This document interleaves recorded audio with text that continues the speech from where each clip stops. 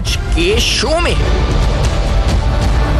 बहरिया town के मंसूबों के खिलाफ नैब तहकीकात की मंजूरी।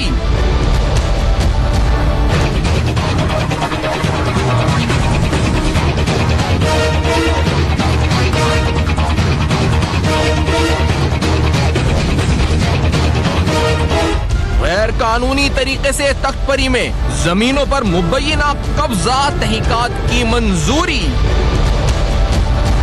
न्यू मरी डेवलपमेंट प्रोजेक्ट के लिए जमीनों पर मुबैना कब्जा तहकीकात शुरू। अस्सलाम वालेकुम। पस पर्दा हकायक सनसनीखेज इंकशाफात प्रोग्राम बेनकाब में हूँ आपके साथ सैफान खान। इंतहाई अहम मामला और जिसको कहा जाता है जी अनटचेबल्स, पाकिस्तान में मीडिया में या फिर आप ओवरऑल क्या इस्तेलाह इस्तेमाल होती है कि अनटचेबल्स हैं, उनमें से एक ऑर्गेनाइजेशन, एक ऐसी एंटिटी है जिसका नाम है बहरिया टाउन, जिसके बारे में तासुर है और जिसके बारे में कहा जाता है जी कि ये भी उन अनटचेबल में शामिल है जिसके बारे में कोई आवाज़ उठा नहीं सकता या बात नहीं कर सकता। ओवरऑल नया पाकिस्तान है। नया पाकिस्तान में इसलिए कह रहा हूँ कि जो एहतसाब के हवाले से वादे खान साहब के और एहतसाब के इदारों को तक़वियत देकर और उन इदारों से वो काम करवाने जो इससे पहले नहीं हुए, तो उस सिलसिले की कड़ी में अगर आपके सामने रखते चले तो नैब की हालिया एग्जीक्यूटिव बोर्ड मीटिंग, और हालिया से मुराद बिल्कुल जो रीसेंट एग्जीक्यूटिव बोर्ड मीटिंग हुई, इस प्रेस रिलीज गो के इसमें बहुत वसी पैमाने के ऊपर पाकिस्तान के जो पूरे मुल्क के मुख्तलिफ शहरों के अंदर वसी और इस पैमाने पर मुख्तलिफ इंक्वायरीज, इन्वेस्टिगेशंस, रेफरेंसेस का जिक्र हुआ। यहाँ दो इंपॉर्टेंट स्टेटमेंट्स आपके सामने रखते चले, जो दो इस पॉइंट नंबर 20 और 21 है, जिसके बाद प्रोग्राम को आगे बढ़ाएंगे। जिसमें एक इन्वेस्टिगेशन अप्रूव हुई है मिसेस बहरिया टाउन लिमिटेड के खिलाफ, जिसने मुबैना तौर पर गैर कानूनी तरीके से तख्त परी मर जमीनों पर कब्जा किया है, और यह इल्जाम है बहरिया टाउन के ऊपर। इसी तरह दूसरी इंपॉर्टेंट जो पॉइंट इसी में आगे है, वो बहरिया टाउन लिमिटेड पर एक और इल्जाम है कि इसने मुबैना तौर पर गैर कानूनी तरीके से अपना प्रोजेक्ट न्यू मरी डेवलपमेंट प्रोजेक्ट के लिए जमीन पर कब्जा किया, और इस इल्जाम के लिए इनके खिलाफ इन्वेस्टिगेशन की अप्रूवल दी गई है एग्जीक्यूटिव बोर्ड इजलास में।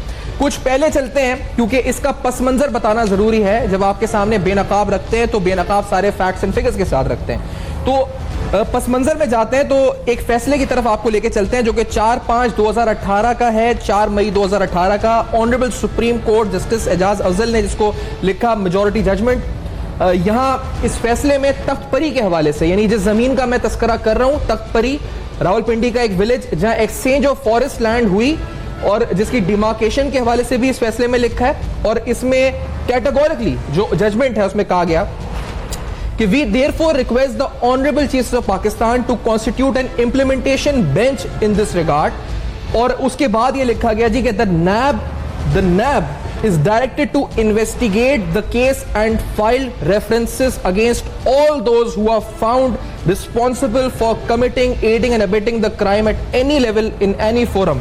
तो नैब को इन्वेस्टिगेशन का कहा गया था ऑनरेबल सुप्रीम कोर्ट के इस फैसले में, और नैब की जानिब से ये इन्वेस्टिगेशन अप्रूव हुई है।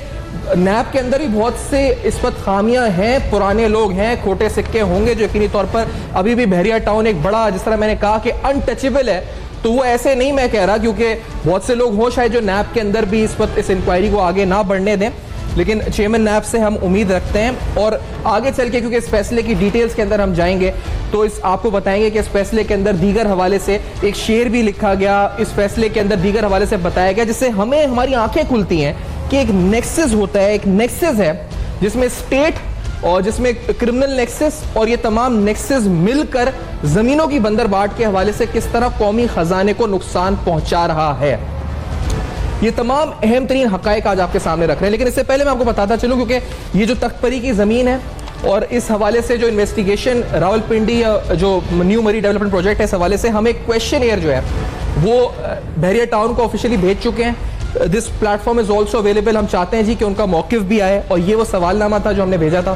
तो अब बढ़ते हैं आगे अपने गेस्ट की तरफ। मेरे साथ जनाब खालिद रशीद साहब मौजूद हैं। आप विक्टिम, मुतासिर, शिकायत को आप इन्हें कुछ भी आप जिस तरह हम कहें, क्योंकि बहरिया टाउन के हवाले से और तख्त परी की जमीन के हवाले से जिस पर नैब ने इन्वेस्टिगेशन ओपन करी है, ऑनरेबल कोर्ट के ऑर्डर्स आ चुके हैं। आप एक विक्टिम है जिस पूरे मामले के। हमें ज्वाइन कर रहे हैं इस्लामाबाद स्टूडियोज में ब्रिगेडियर मुसद्दिक अब्बासी साहब, ब्रिगेडियर रिटायर्ड जो कि साबिक डीजी नैब हैं, हमें इस्लामाबाद में ज्वाइन कर रहे हैं। शफीकुर रहमान साहब, आप भी शिकायत कुनंदा हैं इस अहम तरीन केस में, और आज बहरिया टाउन के हवाले से कुछ अहम तरीन हकायक आपके सामने होंगे बेनकाब। सबसे पहले सर खालिद रशीद साहब आपसे पूछना चाहूंगा, आपको जब मैंने कहा कि आप विक्टिम हैं, तो ये तख्तपरी की जमीन नैब की इन्वेस्टिगेशन, आपका इसमें क्या मामला था? ये जो 2210 एकड़ डिमार्केशन, ये फॉरेस्ट लैंड, क्या माजरा आपके साथ क्या गुजरी थी? बहरिया टाउन ने क्या किया था आपके साथ?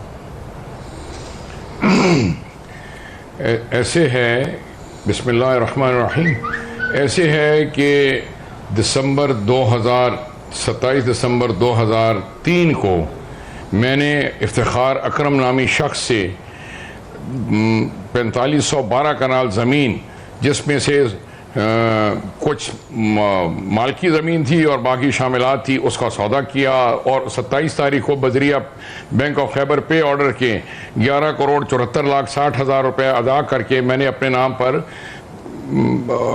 वो हासिल किया, पावर ऑफ अटॉर्नी हासिल की। और उसके बाद बहरिया टाउन ने बग़ैर मेरी मर्ज़ी के, बग़ैर मेरी मंशा के, महकमा माल की मिली भगत से वो ज़मीन जालसाजी के ज़रिए, धोखाधड़ी और फ्रॉड के ज़रिए, क्योंकि उसके अंदर तमाम गवाहान जो हैं वो सारे बहरिया टाउन के मुलाजमीन हैं, और लैंड रेवेन्यू एक्ट सेक्शन 42 की सरीहन खिलाफ वर्जी की गई है, और उसके तहत करके इन्होंने ये ज़मीन हथिया ली। फिर उस सिलसिले में मैं सुप्रीम कोर्ट गया, वहाँ ह्यूमन राइट केस 10-322-P/2009 चल रहा था। उसमें एक लैंडमार्क जजमेंट आई 18/1/2011 को, जिसके अंदर वाज़ह तौर पे पैराग्राफ 4 में लिखा गया कि मलिक रियाज ने आर्टिकल 4, आर्टिकल 9, आर्टिकल 14, आर्टिकल 25 की कॉन्स्टिट्यूशन ऑफ पाकिस्तान की खिलाफ वर्जी की है, और आज तक 11 के बाद आज 7 साल हो गए हैं, किसी ने जुर्रत नहीं की कि उसकी कुछ पैरवी करे। मेरे पे प्रेशर डालने के लिए मैं इस सिलसिले में मैं एंटी करप्शन पंजाब में गया। वहाँ डायरेक्टर एंटी करप्शन थे मलिक आजम अवान साहब। उन्होंने 15/1/2011 को फैसला दिया कि तमाम जाली इंतकालात कैंसिल किए जाएं। तहसीलदार अनवारुल हक, पटवारी आफ्ताब और दीगर जो वो थे गवाहान बहरिया टाउन के, उनके खिलाफ पर्चा दर्ज किया जाए, और साथ ही हुक्म जारी किया था कि इसके बेनिफिशरीज यानी मलिक रियाज बहरिया टाउन के और जाहिद रफीक पेट्रो ट्रेड को शामिल तफ्तीश किया जाए। मलिक रियाज साहब ने अपना ज़ाती तलक इस्तेमाल करते हुए गैर कानूनी तौर पर 18वीं कॉन्स्टिट्यूशनल अमेंडमेंट की मौजूदगी में उन्होंने एडमिरल फसी बुखारी को कह के ये केस नैब में ले गए। मैं एंटी करप्शन पंजाब में कंप्लेनेंट था, यहाँ मैं एक्यूज बन गया, और हालत ये है कि मेरे खिलाफ और आज़म अवान के खिलाफ झूठी गवाहियाँ फैब्रिकेट एविडेंस करके रेफरेंस नंबर 3/2013 बशीर खान साहब की अदालत में नैब कोर्ट में किया। 29 महीने हमने वहाँ एड़ियाँ रगड़ते रहे, बिल आखिर हम वहाँ से बरी हुए, बाइज्जत तौर पे बरी हुए। इस दौरान मैं सुप्रीम कोर्ट में था। उस वक्त के चीफ जस्टिस साहब ने नैब से सारा रिकॉर्ड मंगवाया, तो पता चला कि इसके पीछे बाकी रजा काजमी जो है, जिसने ये अपना बयान दिया था नैब में, और उसने कहा कि जो कुछ मैंने किया जालसाजी की, 19/5/2015 को उसने बयान दिया कि मैंने बहरिया टाउन ने मुझे लिख कर दिया था, और उसके ऊपर तो वो उसमें मैं अपडेट होने के बाद सुप्रीम कोर्ट से मैंने रिक्वेस्ट की कि आप बिल्कुल बजा अपना पूरा आप जो बयान जिस तरह कर रहे हैं, जो आपके साथ हुआ है, मैंने सर कहा जी कोशिश थी कि वहां से वो लोग आते, लेकिन सर ये जो जमीन है तख्तपरी की जिस पर नैब ने इन्वेस्टिगेशन खोली है, ये फॉरेस्ट लैंड है, जिसको एक्सचेंज ऑफ लैंड को सुप्रीम कोर्ट ने भी कहा जी कि ये गलत हुआ है, इसका लीगल इफेक्ट नहीं है। तो इसमें आपकी कितनी है? 2210 में ये सब आपकी क्या है इसमें? कितनी है जी? मेरी इसमें 4512 कनाल जमीन है। अच्छा। जिसकी इस वक्त कम से कम मालियत मार्केट की कीमत के लिहाज से 3 से 4 अरब रुपए है। 3 से 4 अरब रुपए है। अच्छा, मुझे क्योंकि बड़ी गांव की टोटल जमीन रेवेन्यू के रिकॉर्ड के मुताबिक तकरीबन 42,000 कनाल है। उसमें से 11,000 कनाल तकरीबन फॉरेस्ट डिपार्टमेंट की है, उसकी मुझे इतनी तफसीर पता नहीं, वो इजाज़ अफजल साहब ने। अब हमें एक ब्रेक की तरफ बढ़ना है और मुसद्दिक साहब से भी और शफीकुर रहमान साहब और जो इस पर खालिद रशीद साहब को भी आप सुन रहे हैं। जो सुप्रीम कोर्ट का फैसला ऑनरेबल सुप्रीम कोर्ट का आपके सामने रखा है और इस फैसले के कुछ और अहम नुकात जो तकनीकी हैं, तकपरी की जमीन के हवाले से नैब की इन्वेस्टिगेशन क्या रुख इख्तियार करेंगी, हम करेंगे बेनकाब। मेरे साथ रहेगा इस ब्रेक के बाद।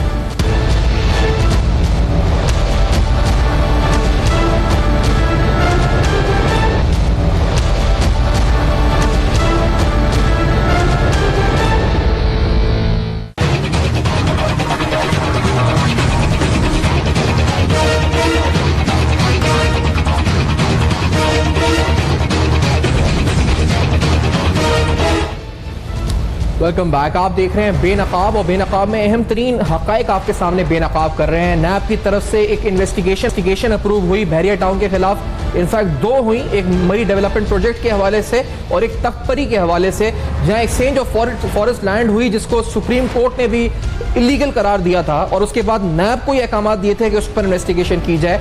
नैब के एग्जीक्यूटिव बोर्ड के अंदर ये दोनों चीजें, दोनों इंक्वायरीज जो हैं अप्रूव हुई, इन्वेस्टिगेशन अप्रूव हुई। इस अहम तरीन फैसले के अगर एक पैराग्राफ यानी पेज नंबर 11 पर जाएं, ये बताते हुए आगे अपने जो शिकायत कुनंदा और विक्टिम्स हैं और साबिक डीजी नैब भी साथ हैं, क्योंकि इस पर तबसरा बड़ा जरूरी है, क्योंकि लिखा है जी कि the forest department was being more royalist than the monarch, defended the interest of Bahria Town with much greater tenacity than the Bahria Town did itself।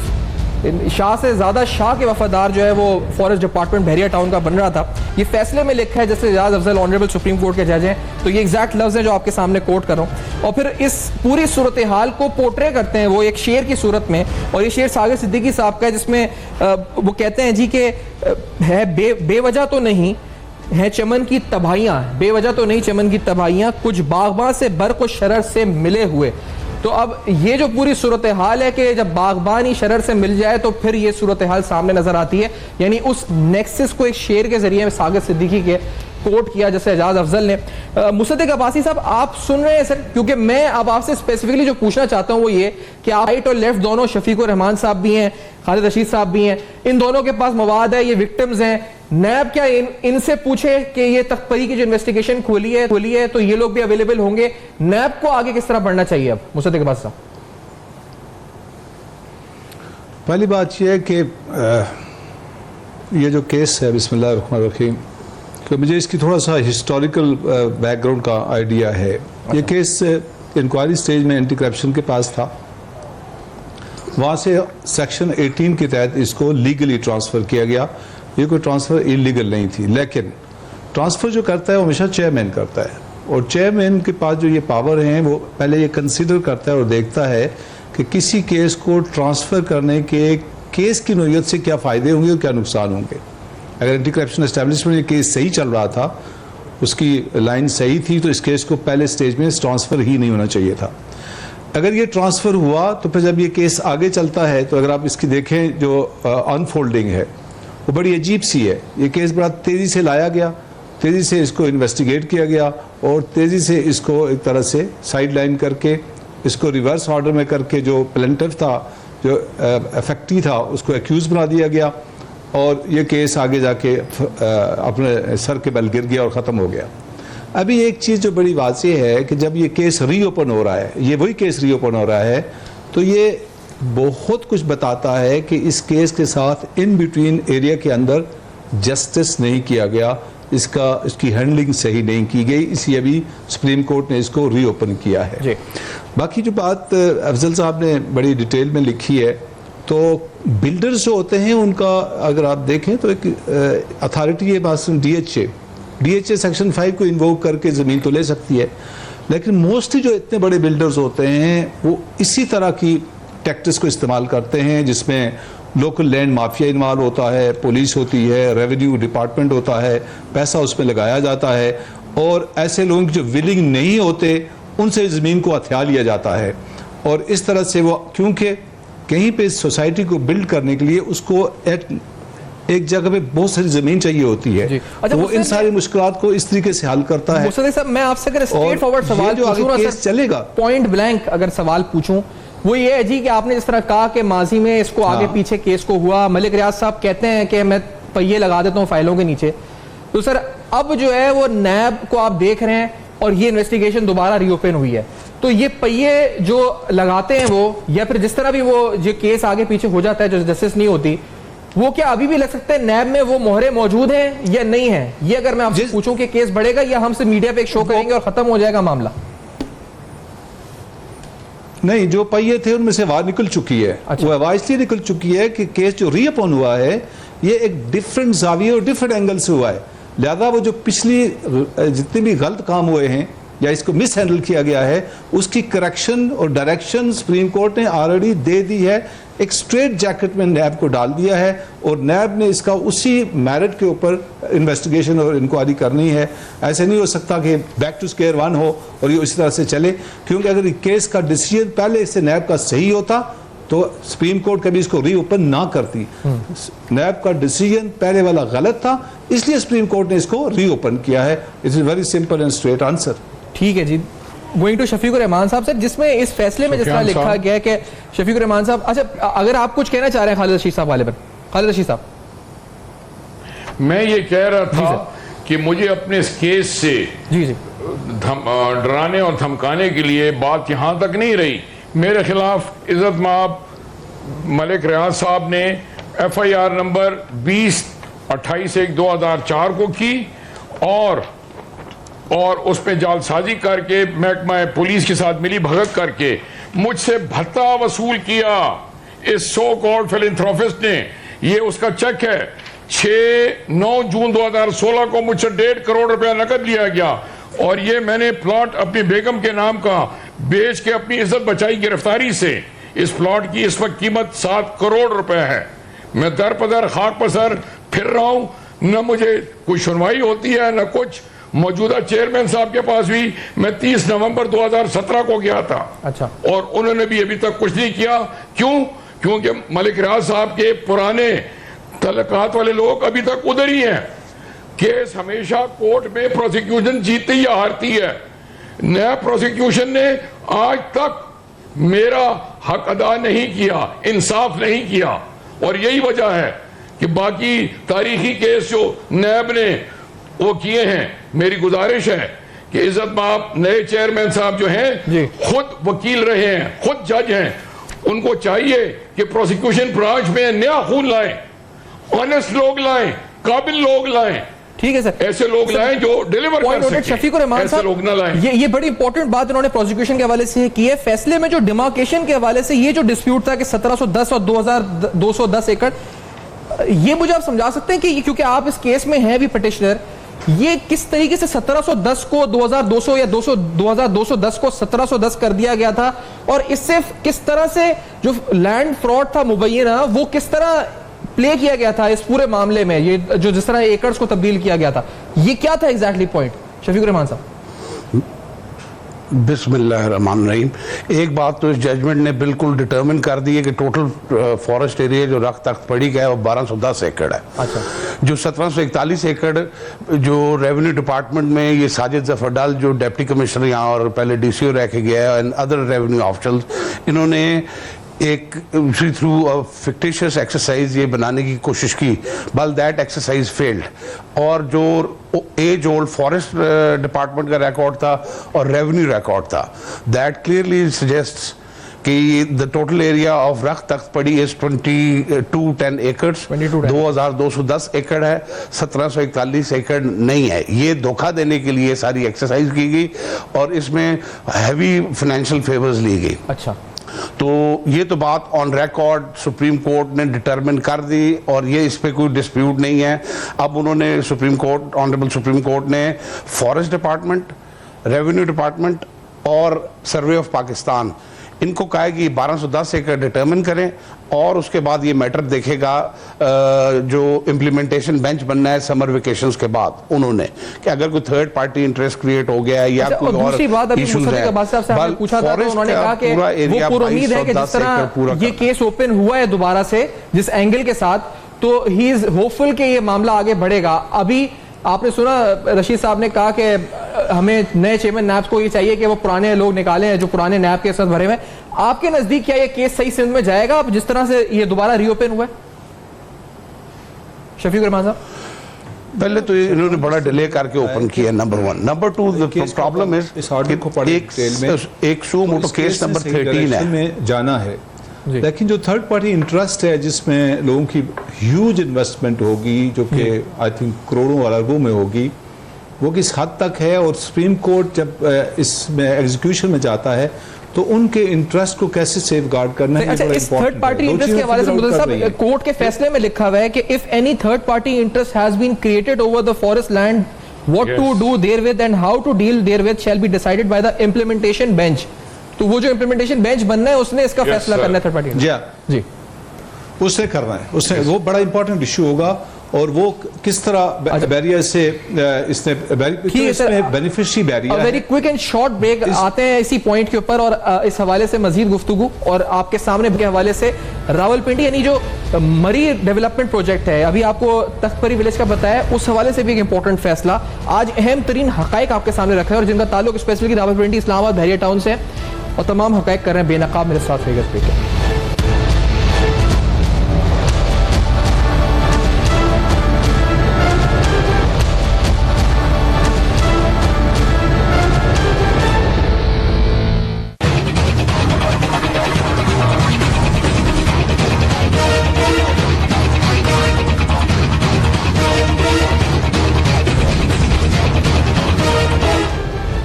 Welcome back, आप देख रहे हैं बेनकाब, जहां अहम तरीन हकायक आपके सामने रख रहे हैं, इंपॉर्टेंट फैसले जो शायद मेन स्ट्रीम मीडिया में इसलिए डिस्कस नहीं हुए क्योंकि इनका ताल्लुक कुछ अनटचेबल्स से है, और उन अनटचेबल्स में बहरिया टाउन सरे फहरिस्त शुमार किया जाता है, या कम से कम टॉप 5 में, जिनके बारे में जिक्र इतना मीडिया में नहीं होता मेन स्ट्रीम में।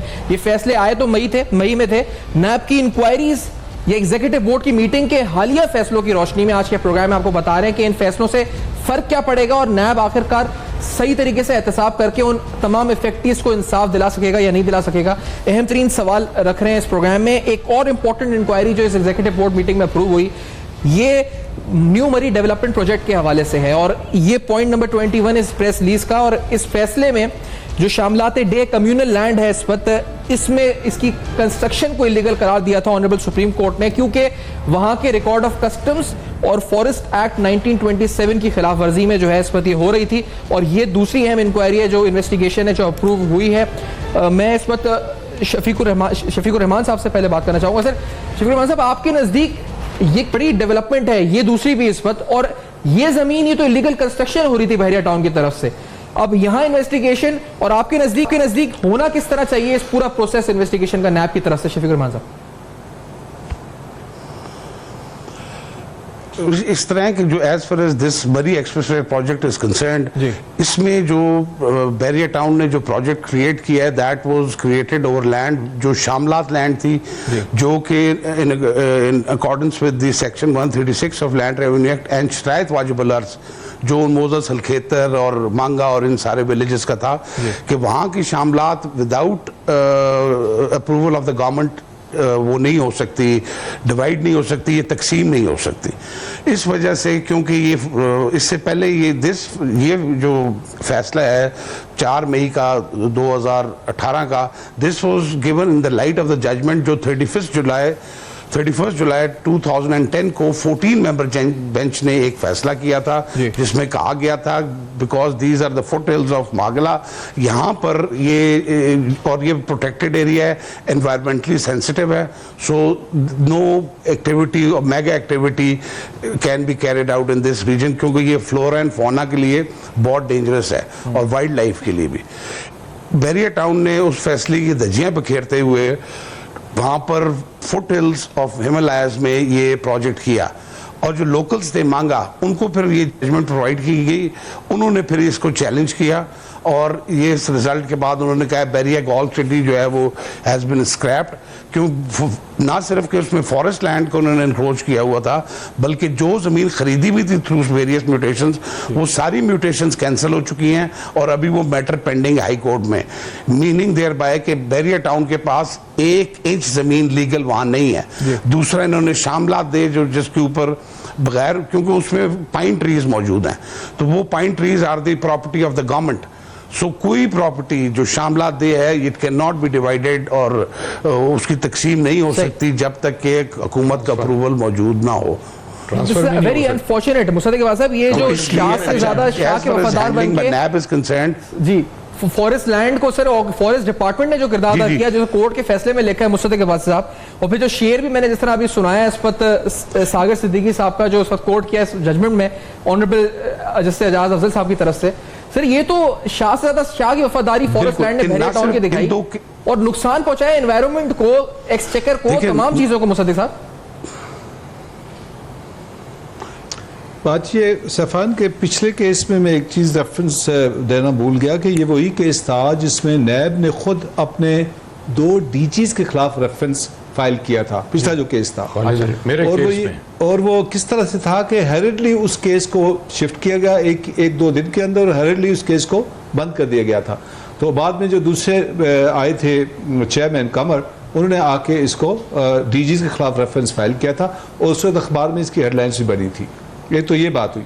अभी ये जो दूसरा केस है जो हमारी सिटी वाला केस है जी, इसमें मुझे ऐसे लगता है जो कि जज साहब ने लिखा है कि इसमें एनवायरनमेंट जो मिनिस्ट्री है उससे भी कंप्रोमाइज़ किया, इसमें फॉरेस्ट वालों ने भी कंप्रोमाइज़ किया, इसमें रेवेन्यू वालों ने कंप्रोमाइज़ किया और डेफिनेटली इन्होंने साइड ली बिल्डर्स की और बहरिया टाउन की और इन सारी ज़मीनों को जो कि गवर्नमेंट की थी। और जिस तरह उन्होंने शफीक साहब ने कहा कि देश मामलात को शरायतुल वाजिबुल अर्द लॉ के तहत आप ना बेच सकते हैं ना ट्रांसफ़र कर सकते हैं।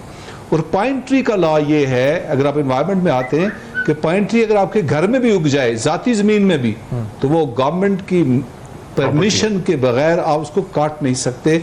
ये अंग्रेज़ के ज़माने का उस वक्त का लॉ बना हुआ है फॉरेस्ट का। तो ये आप बिल्कुल सही कह रहे हैं। और पहले तो मुझे शुरू में आपको एक चीज़ कह देनी चाहिए थी कि अब तक ने ये जो इस केस को उठाया है और आप जरा इसको लेके चल रहे हैं, मेरी तरफ से लॉट ऑफ अप्रिसिएशन, क्योंकि इसके लिए बड़ा करज और बड़ी हिम्मत चाहिए। काफ़ी मीडिया में इतना करज और हिम्मत इससे पहले नहीं थी। You are the first one who has taken a lead. और मेरी उम्मीद है कि इंशाल्लाह बाकी लोग भी, मीडिया वाले, ऐसे जितने भी माफियाज हैं, चाहे वो किसी शक्ल में हैं, किसी सूरत में हैं, जो इस मुल्क को अंदर और बाहर से खा रहे हैं, उनको इसी तरह बेनकाब करते चले जाएंगे। जी इंशाल्लाह। मेरी गुजारिश ये है जी, अच्छा खालिद साहब, मैं आप ही की तरफ आने चाहूँगा सर, ये केसों में हिम्मत पकड़ेगी नैब, आपको लगता है जिस तरह पकड़ी है नैब ने, और ये इवेंचुअली आपको इंसाफ मिलेगा इस केस में, आपको क्या उम्मीद है खालिद रशीद साहब? मेरी गुजारिश ये है कि मैं 2014 से दर पदर खाक पसर हूँ। मुझे कतन कोई उम्मीद नहीं है कि मुझे इंसाफ मिलेगा। मेरे ऊपर झूठे मुकदमे दर्ज करके मुझसे एक्सटॉर्शन भत्ता लिया गया। मेरी गुजारिश ये है कि लैंड रेवेन्यू एक्ट सेक्शन 42 बड़ा वाजे है, इसका चीफ जस्टिस साहब सोए मोटो एक्शन लें और मेरा case land revenue act section 163 के तहत senior member board of revenue Lahore को कहा जाए कि इसकी मेरिट के ऊपर डिसीजन दे, ताकि मैं 14 साल से उधर धक्के खा रहा हूँ। क्या ये मुझे मेरा हक मेरे पोते लेंगे? मुझे अब मिलना चाहिए। और ये बड़ा वाज़ेह केस है। मेरे ऊपर दूसरी FIR 25 मई 2015 को करवाई गई। उसके मुतालिक मैंने 25 मई 2015 को न्यूज़ के चैनल पे बड़े वाज़ेह तौर पे ये कहा था, लेकिन कुछ भी नहीं हुआ।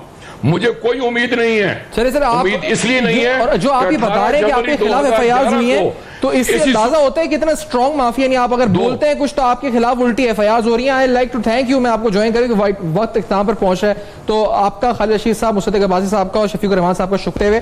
और ये एक नहीं, और भी बहुत सी स्टोरीज हम इस वक्त मजीद कवर करते रहेंगे। और ये क्योंकि नैब ने अभी अप्रूव किया, एग्जीक्यूटिव बोर्ड मीटिंग इजलास हुआ, तो आपके सामने तमाम हकायक, सुप्रीम कोर्ट के फैसले, जो फैक्ट्स एंड फिगर्स हैं आपके सामने रखे हैं, और बिना किसी एग्जैजरेशन के जो शिकायत कुंदा है वो भी हैं, और जिनसे रब्ता किया सवालनामा उनके लिए अभी भी हाजिर है। अगर वो आए तो जवाब जरूर दें। For feedback you can write us on our Facebook, email, Twitter. देखते रहेगा।